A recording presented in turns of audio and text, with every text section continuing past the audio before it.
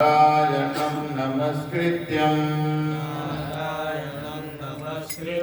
नरं चैव नरोत्तमं देवीं सरस्वतीं व्यासं ततो जयामुदीरये नष्टप्रायेषु भद्रेषु नित्यं भागवत सेवया भगवती उत्तम श्लोके भक्तिर्भवति नैष्ठिकीम् ॐ यज्ञान्तिमिरान्धस्य ज्ञानाञ्जनशलाकया चक्षुरुन्मीलितं येन तस्मै श्रीगुरुवे नमः। श्रीचैतन्यमनोभीष्टं स्थापितं येन भूतले स्वयं रूपकदा मह्यं ददाति स्वपदान्तिकम् वन्देऽहं श्रीगुरो श्रीयुतापदकमलं श्रीगुरुन् वैष्णवांश्च श्रीरूपं साग्रजातं सहगण रघुनाथान्वितं तं सजीवं साद्वैतं सावधूतं परिजनसरितं कृष्णचैतन्यदेवं श्रीराधा कृष्णपादान् सहगण ललिता श्रीविशाखान्वितं च हे कृष्णा करुणा सिन्धु दीनबन्धु जगत्पते गोपेश गोपिका कान्त राधा कान्त नमस्तुते तप्त कांचन गौरांगी राधे वृंदावनेश्वरी विश्वभानुसुते देवी प्रणमामि हरिप्रिये वाञ्छाकल्पतरुभ्यश्च कृपा सिन्धुभ्येव च पतितानां पावनेभ्यो वैष्णवेभ्यो नमो नमः।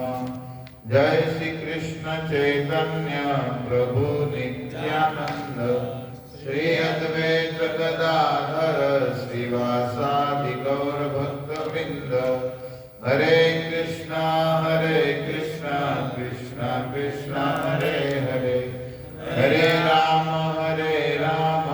राम राम हरे हरे। हरे कृष्ण।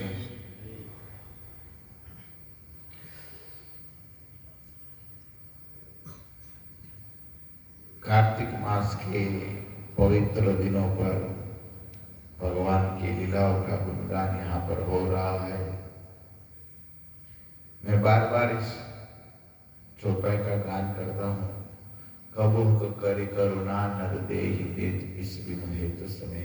भगवान ने कृपा करके ये मनुष्य शरीर दिए है, तो इसका परम लक्ष्य है भगवान की प्राप्ति। और भगवान की प्राप्ति करना है तो भगवान की हरि कथा सुनना चाहिए। भगवान बहुत कृपालु है, दयालु है। हम जैसे बद्ध जीवों पर इतनी कृपा किया है। भगवान ने अड़चली के रूप में हमारे सामने प्रकट हो गए और दर्शन दे रहे हैं। भगवान इतने कृपालु है। भगवान स्वयं एक ग्रंथ रूप में बन गए और अपनी लीला हमारे सामने प्रकट कर रहे हैं। ये भगवान की कृपा है। ऐसे तो हमने भगवान की लीला इस चर्म चक्षु से नहीं देखे, लेकिन ग्रंथ रूप में, भागवत जैसे ग्रंथ रूप में, जैसे पद्म पुराण जैसे ग्रंथों में जो भगवान का निरूपण किया है, स्वयं भगवान ही कर रहे हैं।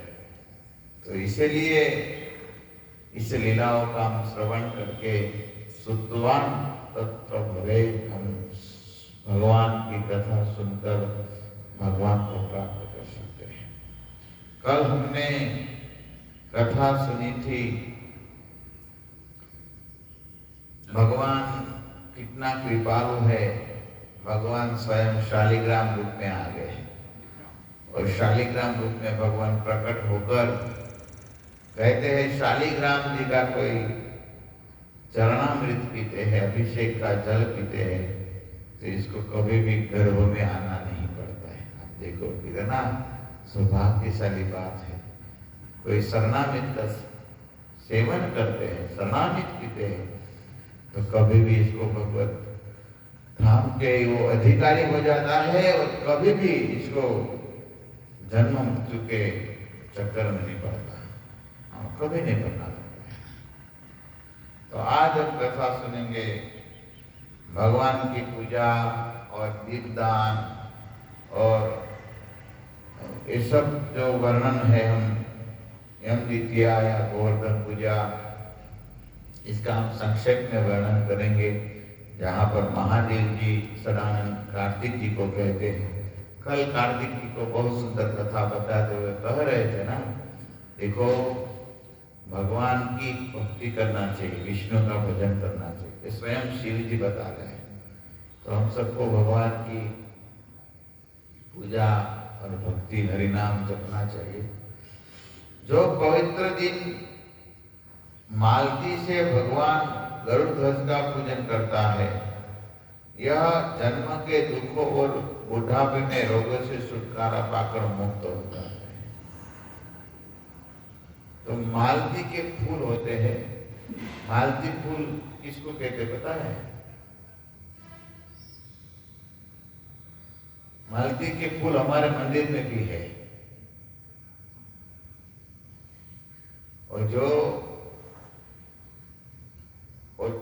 छोटा छोटा फूल है और बड़ा बड़ा झुमका होता है, यहाँ पर लगा हुआ है मंदिर के आगे, हाँ वो बड़ा बड़ा होता है ना, इसको मालती का फूल कहते हैं।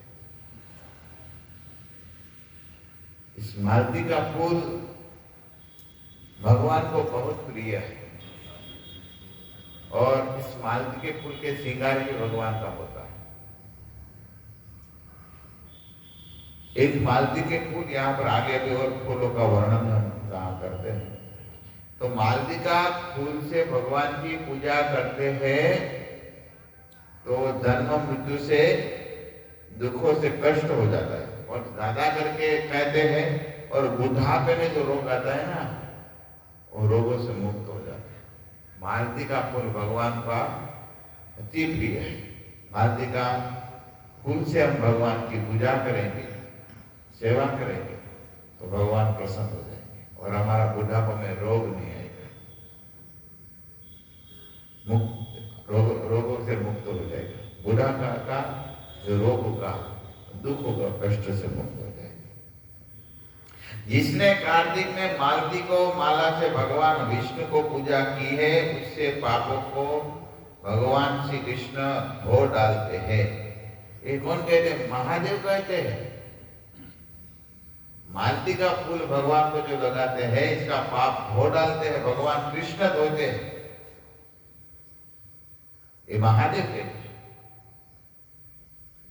चंदन, कपूर और गजा, केसर, केवड़ा और दीपदान, भगवान को केसर को सदा ही प्रिय है। भगवान को क्या प्रिय है? तो कहते हैं, यहां पर बताया है, चंदन लगाना, कपूर लगाना और अर्गजा, केसर, केवड़ा और दीपदान, ये भगवान को अति प्रिय है। और आगे कहते हैं, कमल का पुष्प, तुलसी दल, मालती, अगस्त्य का फूल और दीपदान, ये 5 वस्तु कार्तिक में भगवान के लिए परम प्रिय मानी गई है। हर रोज अलग अलग 5 वस्तु आई है। याद है क्या? भूल गए? याद है कुछ? नहीं।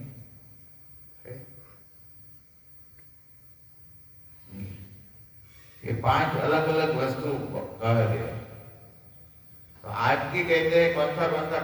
कमल का पुष्प, तुलसी दल, मालती फूल, अगस्त्य का फूल और दीपदान। अगस्त्य का भी हमारे मंदिर में अगस्त्य का भी झाड़ है, पता है? गुलमोहर,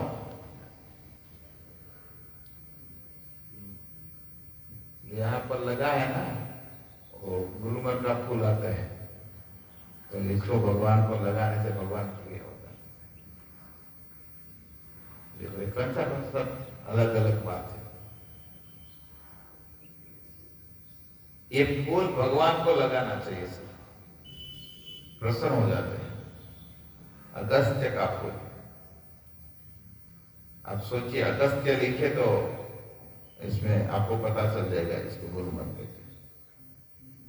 और पीला कलर का भी होता है, लाल कलर का भी होता है, दोनों कलर का होता है। तो ये फूल भगवान को अति प्रिय है। और क्या प्रिय है? मालती माला की बात किया, तुलसी का तो बात हो ही रहा है। तुलसी दल तो भगवान को अति प्रिय है, रोज देना चाहिए। तुलसी दल भगवान को देते हैं ना सुखदेव प्रभु, भगवान प्रसन्न हो जाता है। और रोज दामोदर भगवान को तुलसी दल आपको दे देना चाहिए, तो दूसरा दे न दे, हमको दे देना चाहिए। सुनिए, एक तुलसी दल मतलब सुनो, दल मतलब पत्ता होता है ना तुलसी का, वो चंद्रमा ला करके भगवान के चरणों में रख देना चाहिए। रख देते भक्ति हो जाती है और कार्तिक में अति प्रिय हो जाती है।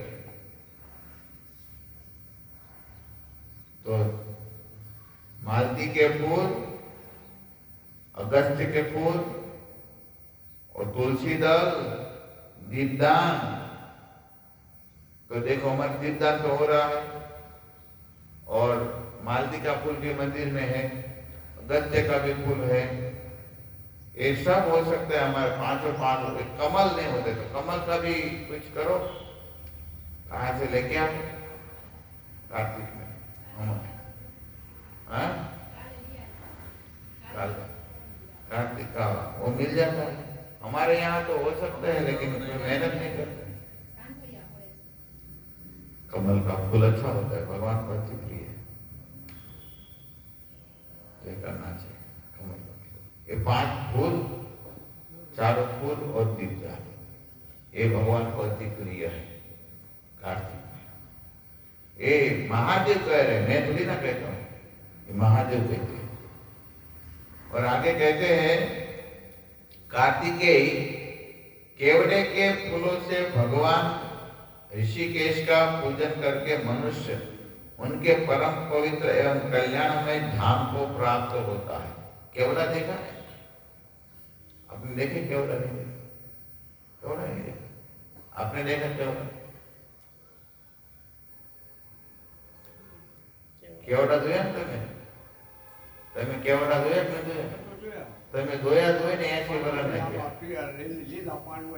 એના પાન નો આવે, આ દાદે બાકી કેવડા ને પાન નો આવે, કેવડા હોય ને એના ઝીણા ઝીણા આવે, ફૂલ આવે અને એના ફૂલની સુગંધ આવે, પણ કેવડો હોય ને એના પાન એની અંદર સુગંધ હોય ને, કેવડાના પાન જ ન હોય, એમને ફૂલ આવે હે કયા બગીચામાં હોય કેવડા, બગીચો હોય, બગીચાની વાત કેવડો કાંટા વાળો હોય, કાંટા વાળો પણ એમાં અહીંયા સુગંધ આવે ને કેવડામાં, કસ્તર બનાવતા કેવડાનું એમાંથી બનાવે ને। હવે તમે સાંભળે રાખો, મેં કીધું આ ગામડા ને ખબર છે આ કઈક પેપી જ મેળ્યું, केवड़ो कांटा वाला होता है और इसका पुष्प बहुत अच्छा आता है। आप देखेंगे ना जब इसके सीजन आता है तब इतना फूल आता है। यहाँ पर पीछे है, आपको देखना है ना, तो हमारे कुटिया के पास जो दीवार है ना, दीवार के पीछे हो रहा है, खीजड़ होते ना पास केवड़ो से दो तो वो केवड़ा होगा। दूसरा केवड़ा तो मैं देखा नहीं कौन सा होगा। आप पांदड़ा वाला केवड़ो मैं जोयो नहीं, तो ये होगा। चलो भाई, यहाँ पर वो कहा है केवड़े के पुष्पों के भगवान ऋषिकेश बहुत प्रसन्न होते हैं। और क्या होता है आगे कहते हैं, जो अगस्त के फूलों को जनार्दन का पूजन करता है उसके दर्शन से नरक की आग बुझ जाती है। लो सुखदेव बापू वो कहते हैं अगस्त्य का मतलब गुलमर्ग के जो फूल होता है वो भगवान को देते हैं और भगवान को फिर देके ये सूंघते हैं। ये सूंघने से नरक की नरक में जाना ही नहीं पड़ता है, नरक को देखना नहीं पड़ता है। ये महादेव कहते हैं ये सब करना चाहिए। और फिर कहते हैं आगे, जैसे कौस्तुभ मणि और वनमाला से भगवान को प्रसन्नता होती है, उसी प्रकार कार्तिक में तुलसी दल से वे अधिक संतुष्ट होते हैं। सार आ गया, क्या आ गया? तुलसी दल। तुलसी दल भगवान को अर्पण करिए, भगवान जल्दी से जल्दी प्रिय होते हैं। हमारे पास दूसरा कुछ हो न हो, केवल तुलसी दल लगाइए, भगवान प्रसन्न हो जाएंगे। बस तुलसी दल लगाइए, आगे कुछ करो या ना करो, तुलसी का सेवन करो, मतलब तुलसी की सेवा करो, तो भगवान प्रसन्न हो जाएंगे। हे कार्तिकेय, अब कार्तिक के दिन दिए जाने वाले दीपक का महात्म्य सुनो। हम दीपदान करते हैं ना, अभी दीपदान का महात्मा है। देखो, मनुष्य के पितर अन्य पितृगणों के साथ सदा एवं बात की अभिलाषा करते हैं कि क्यों हमारे कुल में भी कोई ऐसा उत्तम पुत्र उत्पन्न हो जाए जो कार्तिक में दीपदान करके श्री केशव को संतुष्ट कर ले। पितृगण जो होते हैं पितर लोक में, वो कहते हैं कोई भक्त केशव कृष्ण का भक्त हो जाए और कृष्ण को दीपदान करे। देखो सत्यवत जी, आप कृष्ण के भक्त बन गए, सौभाग्य है, आपका पितृ लोग खुश हो गए होंगे। आज दीपदान किया ना आपने, तो खुश हो गए होंगे। ओहो, केशव कृष्ण को दीपदान किया, भक्त कृष्ण का, पितृ लोग खुश हो जाते हैं। पितृ लोग को खुश करना है तो कृष्ण भक्त बनिए। यहाँ पर महादेव कहते हैं पितृ को खुश करना है तो कृष्ण भक्त बनना चाहिए। कृष्ण भक्त बनेंगे तो पितृ लोग खुश हो जाएंगे। और कार्तिक में घी अथवा तिल के तेल के जिसका दीपक जलाता रहता है, उससे अश्वमेध यज्ञ के क्या लेना है? लो, अभी अश्वमेध तो कुछ नहीं है इसके पास। घी और तिल का दीपक भगवान को जला के दे दिया। ये कितनी बड़ी बात है। इसलिए दान करना चाहिए, दीपदान करना चाहिए। घी और तिल हम ना कर सके तो मंदिर में होता है, यहाँ पर बोलना चाहिए, चलो भाई हम दे देते हैं। कई भक्त हमारे मंदिर में देते हैं, हमारा लिख लो पैसा इस बार दीपदान का। हाँ, ये बड़ा सौभाग्य है। तो ये महादेव कह रहे हैं। और कहते आगे, जिसने कार्तिक में भगवान केशव के समक्ष दीपदान किया है, उसने संपूर्ण यशों का अनुष्ठान कर लिया और समस्त तीर्थों का गोता लगा लिया है। देखो, दीपदान करते हैं ना तो समस्त तीर्थ, जैसे कावेरी आ गया, गोमती आ गया, गंगा, यमुना, सरस्वती, सिंधु, नर्मदा, ये सब तीर्थ नदी है। प्रयाग, द्वारिका, वृंदावन, ऋषिकेश, कई धाम है ना, श्रीरंगनाथ, ये सब, तिरुपति, रामेश्वर। आप नहीं गए ना, केवल दीपदान करने से ये सब आप समझ लो, कहते हैं महादेव इसमें स्नान हो गया और इसलिए जाकर आ गए। समझ गए? अयोध्या भी आ गया दीपदान करने से। ये बड़ा फायदा है, इसलिए दीपदान हर रोज करना चाहिए। कार्तिक में तो करना ही है। कार्तिक में ये महिमा बता रहे, महादेव कह रहे। और कहते हैं विशेष कृष्ण पक्ष के 5 दिन बड़े पवित्र है। कृष्ण पक्ष के 5 दिन, अभी कृष्ण पक्ष चल रहा है या शुक्ल पक्ष? कौन सा पक्ष चल रहा है? अंजवाड़ी वाले अंधारी, अंधारी वाले अपना पूर्णिमा हो गए, तो कृष्ण पक्ष बोलते हैं इसको, वध। तो कहते हैं यहाँ पर विशेष कृष्ण पक्ष में 5 दिन बड़े पवित्र है। कार्तिक कृष्णा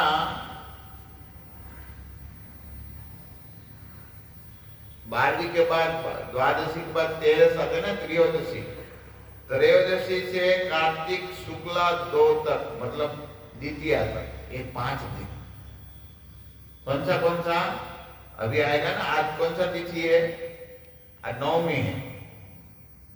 कल राधा रानी जो सुंदर कंकन वन का जो खुदाई किया था, कल गया ना, कल बहुलाष्टमी था ना, पता ही नहीं पता कि आज है, आज तो है, कल भी तो आज बहुलाष्टमी है, बहुत बड़ी कथा इसकी भी। तो बहुलाष्टमी के दिन बड़ी कथा है। आज राधा रानी का जो कुंड है, इस कुंड का भी प्रागट्य दिन है आज के दिन पर। ये बड़ी कथा है राधा कुंड की। तो आज 8वीं करे, अष्टमी करे, तो त्रयोदशी से लेकर यम द्वितीया तक ये 5 दिन बहुत महत्वपूर्ण है। आज आप लिख लो सब। और इसमें क्या करना है बताते हैं महादेव। इसमें जो कुछ भी दान किया जाता है वह सब अक्षय एवं संपूर्ण कामनाओं का पूर्ण करने वाला होता है। समझ में आया? जिसको जो कामना हो, जो कामना, समझिए ना, हमको कामना नहीं करना है ब्रह्मचर्य को, फिर सिद्ध हो जाता है। हाँ, कामना करना सिद्धि मिल जाती है, फिर नहीं करना है, फिर गड़बड़ हो जाता है। हमको एक ही कामना करना है, कृष्ण का नाम में रुचि लगे। इस जन्म में हम कृष्ण की, वैष्णव की, गौ मैया की हम सेवा कर ले, वही कामना हमको करना है, और कामना दूसरी नहीं करना है। फिर ये 5 दिन है ना, वो अक्षय पुण्य देते हैं, तुरंत मिल जाता है। नहीं करना है हमको ज्यादा काम, एक कृष्ण भक्ति के लिए कामना करना है। कौन सा 5 दिन? अभी कृष्ण पक्ष के त्रयोदशी से यम द्वितीया तक ये 5 दिन, 2 टाइम दीपदान करने का हनुमाली को, 2 टाइम, हाँ 2 टाइम दीपदान। ये बहुत दिन महिमा है। और कहते हैं लीलावती, अभी यहां पर एक उदाहरण दे रहे हैं, देखो।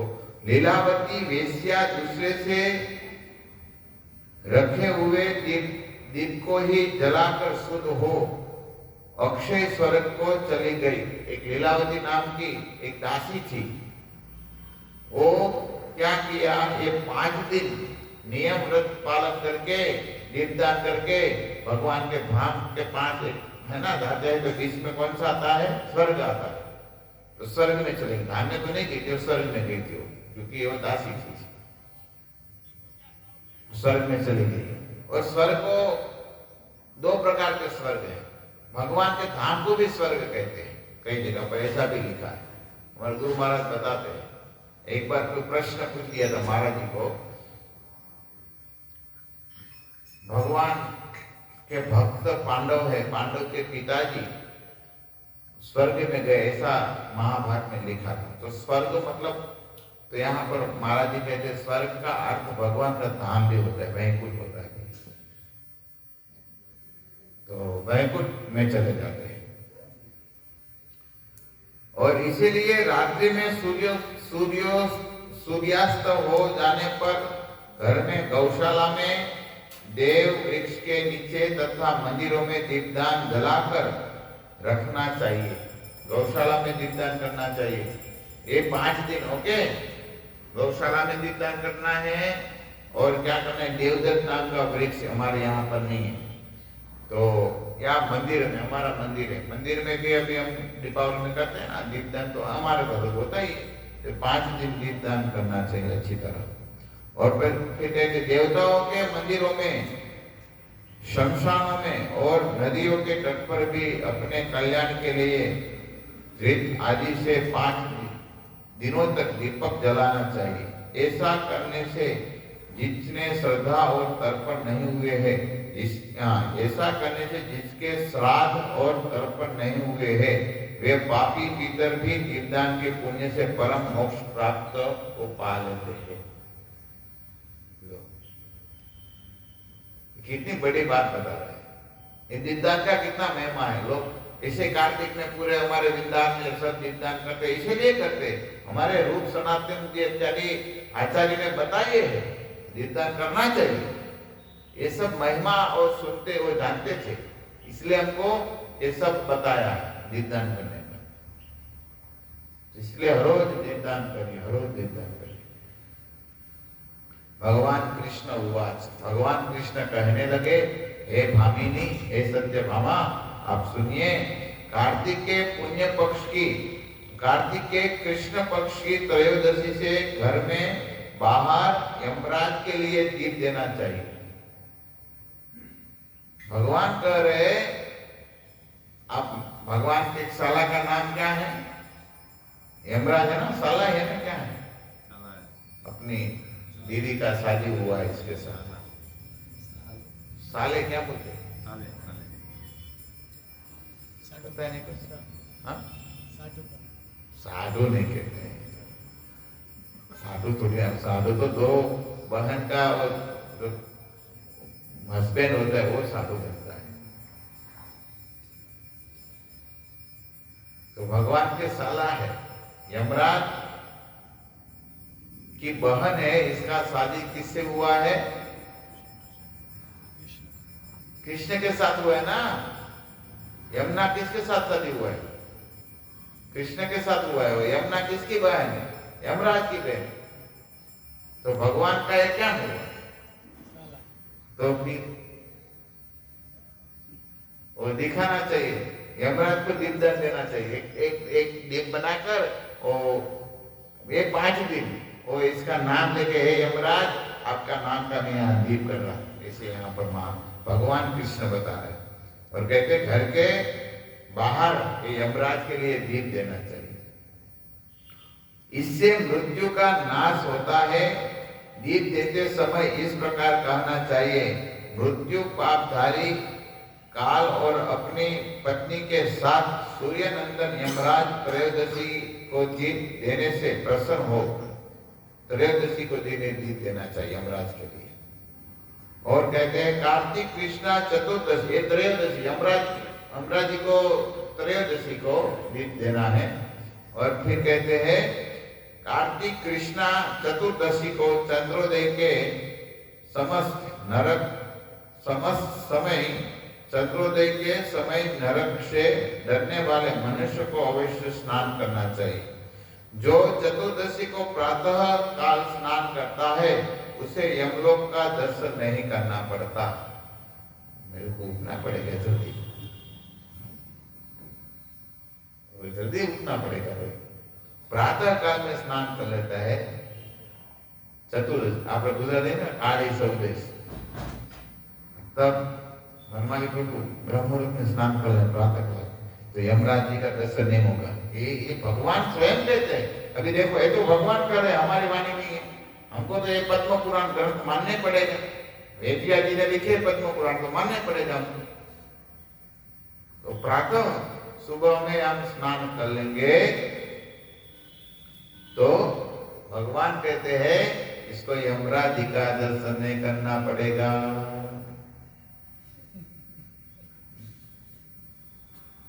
सुदेव भूल नहीं करना है। ठाकर से प्रभु जागी व्यक्ति वेला આપણે તો જિંદગીમાં 50 પહોંચી જાય ને, 50 પહોંચી જાય। હવે પસાર જઈશું નહીં। હા, તો 1 કલાક વધુ ઉઠી જાઉં। હા, દિવાળી નાખી નાઈ લેવાનું વહેલું, નાવાથી ફળ મળે। બોલો તમે કેટલા વાગે ઉઠો? 6 વાગે। તો થોડાક વહેલા ઉઠી જતી। હા, तो यहाँ कह रहे हैं फिर उसे यमलोक का दर्शन नहीं करना पड़ा। अपाम मार्ग फिर बहुत सुंदर सुंदर बताया है। इसमें क्या नरक का दर्शन नहीं होगा, ये सब बड़े बड़े महिमा बताए। लेकिन हमारा समय भी हो रहा है तो मैं आगे अभी वर्णन करता हूँ। भगवान आगे बता रहे, देखो ब्रह्मा, विष्णु और शिव आदि के मंदिरों में, गुप्त गृहों में, देव वृक्ष के नीचे, सभावन में, नदियों में, किनारे, सहचर दीवारी पर, बगीचे में, वावली के तट पर, गली कुंचों में, गृह उद्यान में तथा गृह उद्यान में, एकांत में, अश्वशाला को गजशालाओं में तथा दीप जलाने से चाहिए। इस सब जगह पर दीप करना चाहिए। अश्वशाला में, गौशाला में, हस्तिशाला में और मंदिरों में, तीर्थों में, ब्रह्मा के मंदिर पर, भगवान विष्णु के मंदिर पर, शिव जी के मंदिर पर, ये सब दीपदान कर भगवान, ये भगवान बोल रहे हैं। तो ये भगवान देखो, देवी देवता का सम्मान करते हैं, हमको भी करना चाहिए। भगवान देवी देवता को, ब्रह्मा विष्णु इत्यादि का, ये तो भगवान है, विष्णु तो ब्रह्मा, ये सब शिव स्वयं देवी देवता में आते हैं, देव में आते हैं, बड़े उच्च कोटि के देवता। तो इसका भगवान सम्मान करते हैं, तो हमको भी इसका सम्मान करना चाहिए। तो कार्यक्रम में तत्पश्चात प्रातः काल में उठकर भगवान के मंदिर में, विष्णु के मंदिर में जाके दीपदान करना चाहिए। अभी कह रहे हैं आगे, अभी गोवर्धन की कथा आ रही है। गोवर्धन धराधार गोकुल त्राणकारक, विष्णु बाहु कृतोच्चाय गवा कोटि प्रदो भव। कहते पृथ्वी को धारण करने वाले गोवर्धन, आप गोकुल के रक्षक है। मतलब अभी 14 से ही, फिर वो 14 के बाद अमावस्या है ना, दीपावली के दिन, तभी जो सब तीर्थों में जो मैं बोला वो सब में, मंदिर में, अश्वशाला में, गौशाला में दीपदान करना चाहिए। फिर आता है प्रतिपदा, गोवर्धन के दिन। गोवर्धन प्रतिपदा के दिन होता है ना। प्रतिपदा मतलब महीने की शुरुआत हमारी तरह, बेस्तु महीनों के नाम प्रतिपदा, बेस्तु वर्ग। और तब क्या करना चाहिए? तब पहले पृथ्वी को धारण करने वाले गोवर्धन, आप गोकुल के रक्षक हैं। भगवान कृष्ण ने आपको अपनी भुजाओं में उठाया था। आप मुझे कोटि कोटि गौवे प्रदान करे। लोग पालों को जो लक्ष्मी धेनु रूप में स्थित है और यज्ञ के लिए धृत प्रदान करती है, वह मेरे पापों को दूर करे। मेरे आगे गौवे रहे, मेरे पीछे भी गौवे रहे, मेरे हृदय में गौवे का निवास हो तथा मैं भी गौओं का बीच में निवास करूं, ऐसा मांगना चाहिए। तब प्रतिपदा के दिन गोवर्धन भगवान ने उठाया था, तब भगवान को प्रार्थना करिए, मेरे आगे भी गए रहे तुकाराम, आगे भी गाय रहे, पीछे भी गाय रहे, हृदय में भी गाय रहे, मैं गौ के पीछे रहूं, बीच में रहूं, ऐसा मांगना चाहिए। तब तो भगवान कृपा करते हैं। और गाय की पूजा भी करनी चाहिए। हाँ, और गाय का गोबर हमारे शरीर में लगाना चाहिए, गोमूत्र पीना चाहिए, गोमूत्र से स्नान करना चाहिए। ये बहुत पवित्र है। तो ये करना चाहिए। और फिर आगे बता रहे, कह रहे हैं कार्तिक शुक्ल पक्ष की तिथियां। अभी देखो तो पांचों तिथि का वर्णन हो गया, आप सुने ना अच्छी तरह। और अभी लास्ट 5वीं तिथि यम द्वितीया का वर्णन करते हैं। शुक्ल पक्ष की द्वितीया को पूर्व हमें यम की पूजा करे। यमुना में स्नान करके मनुष्य यमलोक को नहीं देखता। कार्तिक शुक्ला द्वितीय को पूर्व काल में यमुना ने यमराज जी को अपने घर पर सत्कार पूर्वक भोजन करवाया था। इस दिन नारकी जीवों का यातना से छुटकारा मिला और उन्हें तुक्त किया। वे पाप मुक्त होकर सब बंधनों से छुटकारा पा गए और सब के सब यहाँ अपनी इच्छाओं के अनुसार संतोष पूर्वक रहे। उन सबने मिलकर एक महान उत्सव मनाया जो यमलोक के राज्य को सुख पहुंचाने वाला है। तो यमराज जी एक दिन यम द्वितीया को दिन यमुना जी को मिलने गए, अपने बहन को मिलने गए। यमराज के भाई है, तो यमुना जी को मिलने गए। कहाँ पर मिलने गए? आप मथुरा में एक जगह है आप गए विश्राम घाट, आप नाम सुने हैं, विश्राम घाट गए थे, जहां पर भगवान कृष्ण ने स्नान किया था। विश्राम घाट जब कंस का उद्धार किया और बाद में भगवान ने यहाँ पर विश्राम किया, तो इस स्थल का नाम हो गया विश्राम घाट। हमारे नरोत्तम दास ठाकुर जी जब वृंदावन में पहली बार गए तो विश्राम घाट आए और विश्राम घाट में हमारे आचार्य को स्मरण करके मूर्छित हो गए थे। और फिर जीव गोस्वामी को भगवान चैतन्य महाप्रभु ने स्वप्न दिए थे, आप जाइए, तो नरोत्तम दास आए हैं और आप शिष्य को भेजिए और यहाँ पर लेकर आइए वृंदावन। ये बड़ी कथा है। तो ये विश्राम घाट पर यमराज गए थे अपने बहन के पास और यहाँ पर मिलन हुआ था दोनों का। और फिर यमराज जी ने अपने भाई को अच्छी तरह कई पकवान खिलाए थे, बहुत अच्छे अच्छे। तो इसको यम द्वितीया कहते हैं। तो इस यम द्वितीया मतलब यम मतलब दो, तो यमराज और यमुना, यम द्वितीया, यम यमराज, ये दोनों का भाई बहन का हेत प्रकट हुआ, यहाँ पर प्रेम प्रकट हुआ और इसको प्रेम से खिलाए। और फिर कहते हैं, अतः विद्वान पुरुष को उस दिन अपने घर भोजन नहीं करना चाहिए, वे बहन के घर जाकर उसी से हाथ से मिले हुए अन्न को जो पुष्टिवर्धक है स्नेह पूर्वक भोजन करे। विद्वान होते हैं समझते तब यम द्वितीया के दिन पर बहन के घर पर जाते हैं और बहन का हाथ का खाते हैं, भोजन करते हैं। ये भगवान कृष्ण कह रहे हैं, देखो तो ये बड़ा वर्णन है, तो जाना चाहिए। और फिर क्या करना चाहिए, तथा जितनी बहनें हो उन सबको पूजा और सत्कार के साथ विधि पूर्वक सुवर्ण आभूषण एवं वस्त्र दे। और करो नहीं दिया उन्हें, समझा? क्या करते काय करले आप होगा એવું પછી આપણી હોય કેપેસિટી 1000 રૂપિયા દેવાની પર પસાર દિન આવો ઈ નો હાલે, समझे नहीं? देवन कैपेसिटी अनुसार देवन। हमारे पास जो लायकात है इतना बहन को देना चाहिए।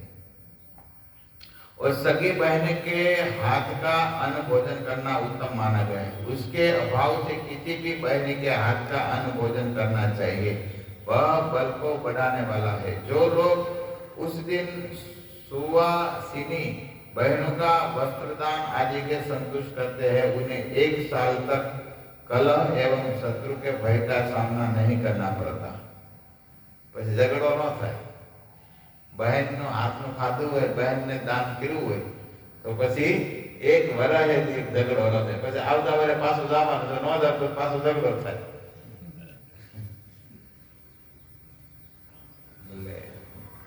जाने का। और फिर क्या कहते हैं, वह प्रसन्न धन यश आयु धर्म का काम एवं अर्थ की सिद्धि करने वाला है, ऐसे भगवान ने बतलाया। तो खूब खूब धन्यवाद। आज 5 तिथि का वर्णन हुआ। अभी कार्तिक मास का ऐसे धारावाहिक कथा जो सुने हैं वो समझे हैं और शास्त्रों में दिए इस कथा का हम यहाँ पर वर्णन करते रहेंगे। आप भी हमको कृपा आशीर्वाद दीजिए, हम भी भगवान का गुणगान गा सके। हरे कृष्णा कृष्णा कृष्णा हरे हरे, हरे राम राम राम हरे। श्रील प्रभुपाद की कार्तिक मास की निताय गौर ब्रह्मानंदे। वांछा कल्पतरुभ्यस्य कृपा सिन्धुभ्यैव च पतितानां पावनेभ्यो वैष्णवेभ्यो नमो नमः। अनंत कोटि वैष्णववृंद की जय।